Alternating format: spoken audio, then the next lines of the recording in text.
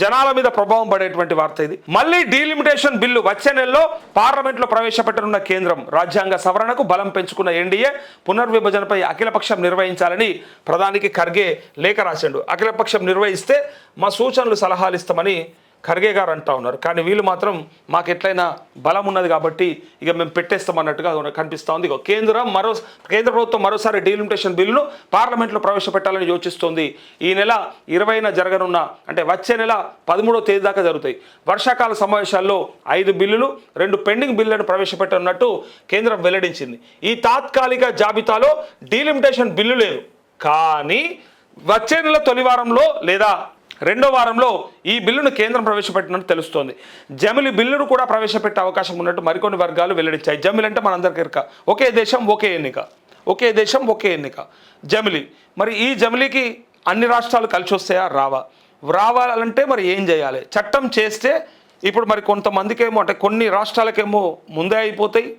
వీళ్ళు పెట్టాలనుకున్న 28 or 29 అనుకుంటే కొన్ని రాష్ట్రాల పదవీ కాలం అంటే వాళ్ళది ముందే అయిపోతే కొంతమందికి నెక్స్ట్ ఇంకా ఉంటుంది. ఇప్పుడు తమిళనాడు ఉన్నది, మొన్ననే ఎన్నికాయ, వాళ్ళకి ఇంకో 2 ఏళ్ళు ఎక్కువ ఉంటుంది, 2 ఏళ్ళు. మరి 2 ఏళ్ళ సంగతి ఏంది? వాళ్ళు ముందస్తుగా వస్తారా? మరి వాళ్ళు ముందస్తు వస్తారా?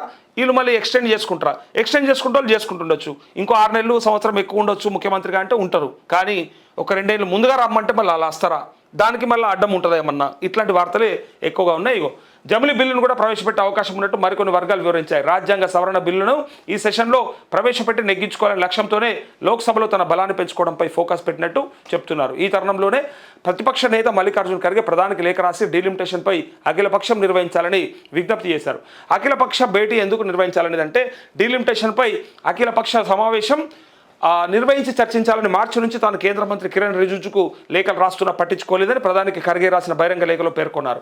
ఈ వర్షాకాల సమావేశంలో డీలిమిటేషన్ బిల్లు ప్రవేశపెట్టినట్టు కథనాలు చూస్తున్నామని, అఖిలపక్ష సమావేశం నిర్వహించి కొత్త సవరింపులు వివరించాలని, అయితే పార్లమెంట్లో ప్రవేశపెట్టడానికి ముందే అధ్యయనం చేయడానికి తగిన సమయం ఇవ్వాలని కోరారు.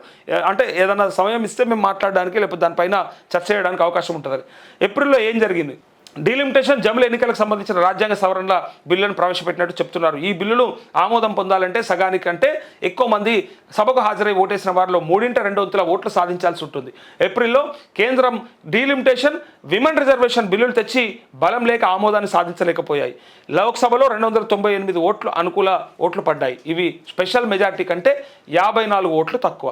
అప్పుడు 538 మంది ఓటింగ్లో పాల్గొన్నారు. ఎన్డీఏకు అనూహ్యంగా పెరిగిన బలం. ఈ బలం ఎట్లా పెరిగింది? ఇగో ఏప్రిల్ నుంచి ఎన్డీఏకు అనూహ్యంగా మద్దతు కూడగట్టుకుంది. దాదాపు 20 మంది ఎంపీలు టీఎంసీ నుంచి ఎన్సీపీఐలోకి మారి ఎన్డీఏకు మద్దతు ప్రకటించారు. ఉద్ధవ్ ఠాక్రే శివసేన నుంచి 6 ఎంపీలు ఏక్నాథ్ షిండే పార్టీలోకి వెళ్లారు. ఈ 2 పార్టీల పరిణామాలను సమావేశంలోపే స్పీకర్ గుర్తిస్తే ఎన్డీఏకి కలిసి రానుంది. డీఎంకే 22 ఎంపీల నుంచి అంశాల వారీగా మద్దతు పొందాలని బీజేపీ ప్రయత్నిస్తోంది. ప్రస్తుతం లోక్సభలో ఎన్డీఏకు 293 మంది ఎంపీల బలం ఉన్నది. అయితే టీఎంసీ, ఉద్ధవ్ ఠాక్రే శివసేన 6 ఎంపీలను కలుపుకుంటే అధికార కూటమి బలం 319కి పెరుగుతుంది. ఒకవేళ డీఎంకేకు మద్దతు కూడా లభిస్తే అప్పుడు ఎన్డీఏ బలం 341కి పెరుగుతుంది. 3 సీట్లు ఖాళీలతో ప్రస్తుతం లోక్సభ సభ్యుల సంఖ్య 540కి పడిపోయింది. 3/2 మెజారిటీ అంటే 360 ఓట్లు అవసరం. సభ్యులు సభకు గైర్హాజరైనా, ఓటింగ్లో పాల్గొనకపోయినా ఈ మెజారిటీ మార్కు తగ్గుతోంది. ఈ అవకాశాన్ని కూడా ఎన్డీఏ ఉపయోగించుకునే ఛాన్స్ ఉందంటూ ఇప్పుడు బిల్లులు ఏమేమి తీసుకొస్తున్నారంటే ఇగో 5 బిల్లులు. ఈ 5 బిల్లులు ఇగో విదేశీ విరాళాలపై సవరణ బిల్లు, అంటే ఎఫ్సిఆర్ఏ ఉంటుంది కదా, 2026ను కేంద్ర ప్రవేశపెట్టనుంది. సో మార్చిలోనే ప్రవేశపెట్టిన ఈ బిల్లును ఈసారి ఆమోదించుకోవాలని భావిస్తోంది. విదేశాల నుంచి వచ్చే నిధుల వ్యవహారంలో మరింత పారదర్శకత కోసం ఈ సవరణ చేస్తోంది. గతేడాది డిసెంబర్లో ప్రవేశపెట్టిన వికసిత భారత్ ఎడ్యుకేషన్పై జేపీసీ జాయింట్ పార్లమెంటరీ కమిటీ అధ్యయనం చేసింది. ఈ సమావేశాల్లో నివేదికను జేపీసీ సమర్పించనుంది.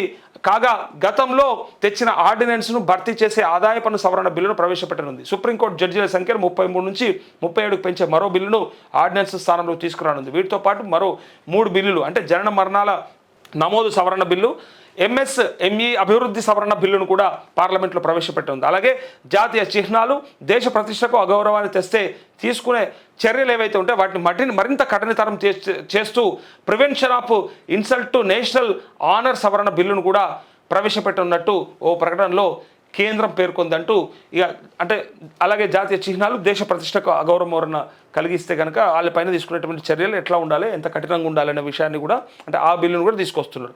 సో మొత్తానికి ఈ బిల్లులన్నీ కూడా వస్తూ ఉన్నాయి. ఇక లైవ్లో చాలామంది కామెంట్ చేశారు. ఆ బిల్లులతో పాటే ఈ బిల్లు కూడా అంటే డీలిమిటేషన్ బిల్ కూడా పెడతారేమో అన్న అనుమానంతో మల్లికార్జున ఖర్గే గారు అడుగుతూ ఉన్నారు. ప్రతిపక్ష నాయకుడు అఖిలపక్షం పెట్టండి, పెడితే మేము చెప్తాం, మేము మాట్లాడతాం, పైగా మాకు ఆ బిల్లు పైన అవకాశం ఇవ్వండి అని చెప్తున్నారు. మెజారిటీ ఉంది కదా అని చెప్పి పెట్టే కూరేది.